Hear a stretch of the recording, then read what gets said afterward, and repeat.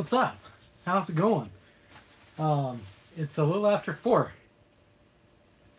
I've been kind of excited all day because, as you've probably seen, hopefully we have a few viewers because I kind of posted about it, but I didn't really push it too hard. But I've been excited about a couple packages. I guess I'll just kind of get into it. I've got two here. One is something that I ordered, something that I wanted for a very long time. I don't expect too many people to even understand what the heck it is, so I'll explain it as I go, and then that will kind of allow me to. I didn't plan it this way, but it will allow me to kind of segue into how we got to the point of the next one. The second item is from Sci-Fi. For those who haven't seen my post anywhere else, about I think it was December 23rd, or as we like to call it, Christmas Adam, the day before Christmas Eve, because Adam came before Eve. Whatever. I think it's hilarious, so don't judge me. But yeah, on Christmas Adam, I made a tweet. I don't remember the exact wording. I don't have my. Well, I'm using the phone to record, so I can't look at it. But basically, I said that my management style was like the compassion of Michael Scott, because if you've watched The Office, Michael Scott at times he has the best of intentions. He doesn't always execute things well. Sometimes he has, again, the best intentions, and it just flounders. But he's one of those people that he really cares about those around him. He looks at the people he works with as family, and that's something that I've always been drawn to. And all the really important leaders that I've worked for over the years have had similar qualities as far as their side of compassion and genuinely being concerned about people, caring about people, wanting to work with people. And that just makes a leader's job so much easier, honestly, I feel like. If you really care about somebody, they genuinely care about you, and you just have a rapport. You can work. It just works out best for everybody. So I mentioned that I had the compassion of Michael Scott and the leadership of Jean-Luc Picard from Star Trek: The Next Generation. I guess I'll just well, let me get back to this other box here. But once I posted that, somehow it came across Sci-Fi's radar. I didn't message them, didn't even follow them on Twitter or anything else. They messaged me out of the blue and said, "Hey, we would like to send you a special gift, and it has to do with Picard." So I'm like, what the heck even? No idea what it is. Initially it said it weighed 5 pounds on the notification I got, but this weighs probably more like maybe 3 pounds at most. So it's not 5. It's a little smaller than I was expecting. But we're going to find out what this is in a minute.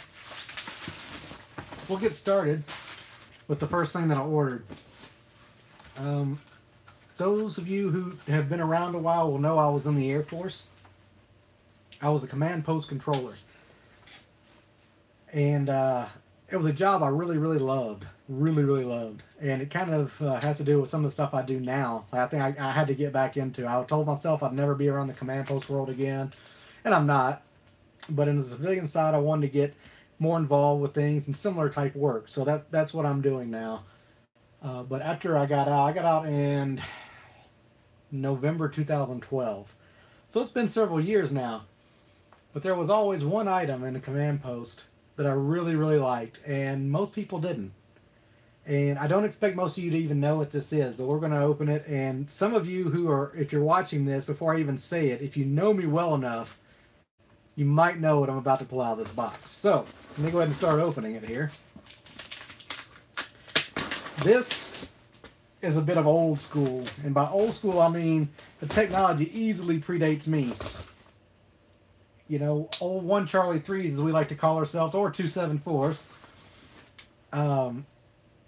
They relied heavily upon this. We didn't have Outlook reminders. We didn't have Google reminders, cell phone reminders, so on and so forth. So, I'm really curious to see the condition on this one. Oh man, I might get emotional. I don't know what's going to happen next, guys. This is such a big part of my life.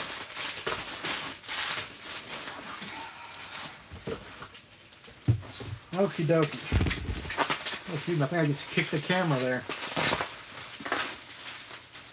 I'm just making a mess too.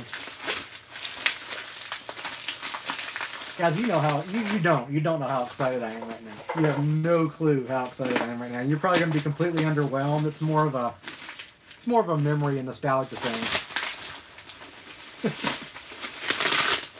Just the fact that I haven't seen this since, well, actually, probably even longer than that, because we didn't have one at the command post here at Whiteman Air Force Base, now that I think about it. Excuse the noise. I'm almost done, I promise.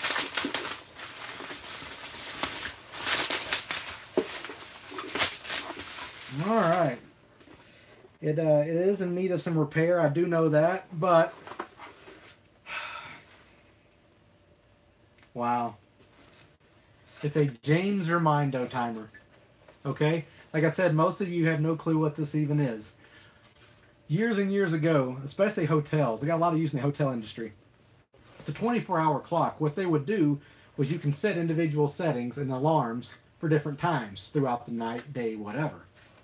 So you would set these times, and hotels used to use them for wake-up calls. So that way they could remind people, oh crap, I need to wake somebody up at 4:30 in the morning. Well, some brilliant mind decided, hey, these should probably be used elsewhere as well. So in the command post world, we had things we had to do throughout our shift. You know, every few hours, we would have to do certain activities. So this is how we would remember it. You know, so this would go off at 1 in the morning. Oh, I need to send out random anti-terrorist measures to the base. Or 6 in the morning, I needed to get ready for changeover. Things like that. This was just this piece of history, this antique, this relic, the James Remindo timer, is what kept a lot of command posts on track. Even in the nuclear world, the Cold War days. I mean, this, like I said, this predates me. And it made a interestingly loud, actually, let me just, I know it doesn't work all the way. It does need some work, but I'm going to plug it in. Hopefully I don't get electrocuted. Oh, I can hear that sound. It's a very unique sound. They said the second hand moves. All right, what we're going to do is I'm going to see if I just can't get it to make the sound, because I need. Wow. Yeah, so that's what you would hear. Okay, so you're sitting there at work at 4 in the morning, and all of a sudden, so you have to get up and shut that thing off. And again, you can set different motions of time in here, so you can have it, you know, I don't even know what else to say about it. It's a old alarm clock you can set for multiple times throughout a 24-hour period, and I am just so in love with this right now. Like, this just made my day. Again, that takes me back to the command post world. I'm going to go ahead and set this down now. But that takes me back to the command post world. And it got me thinking, as I thought about what's coming in, and Jean-Luc Picard. Jean-Luc Picard, I'm not a huge Star Trek guy, for those of you who know me. But I was always drawn to Jean-Luc Picard. My dad used to watch Star Trek The Next Generation, so I kind of got tuned in and started watching him.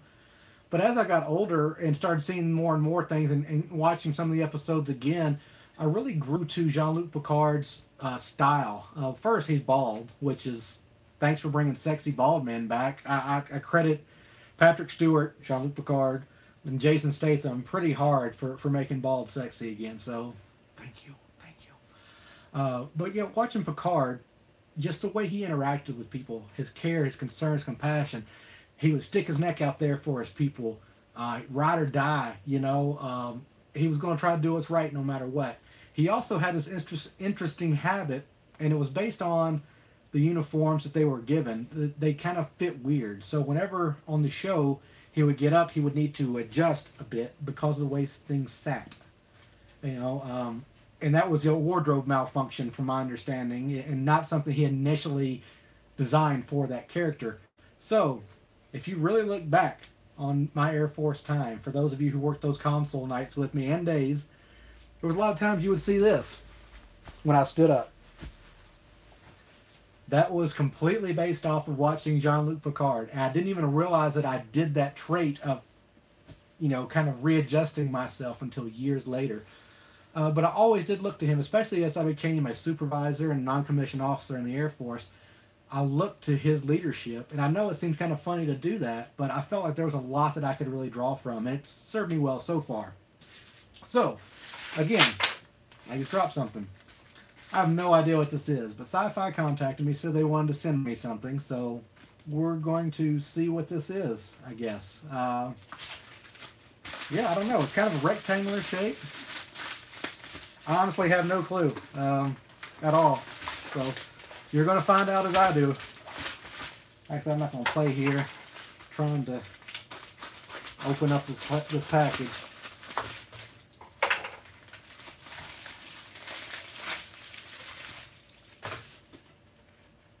The autobiography of Jean-Luc Picard. I am very confused because he didn't. Patrick Stewart didn't write this, I don't think, or did he? Hold on, let's find out who wrote this. It says it's written by Jean-Luc Picard and edited by David A. Goodman. I was really hoping it would be like a model or so. I don't. I guess I'll read it though. I mean, I'm kind of curious. It may have some real good info in here. So this will probably end up going next to my Art of War book, Sun Tzu's Art of War. Read it. Read Art of War. Okay, at least once in your life, read Art of War. But this will go with it. There's my man right there. Hashtag twinsies, right? So. Yeah, that's definitely not what I was expecting at all. I was not expecting a book, but there we have it. I'm a little disappointed, but that's okay, because I don't even really know how to read. But anyway, thanks for watching. Like, subscribe, leave a comment below too, and that's all I got for now. So I guess I better get to reading.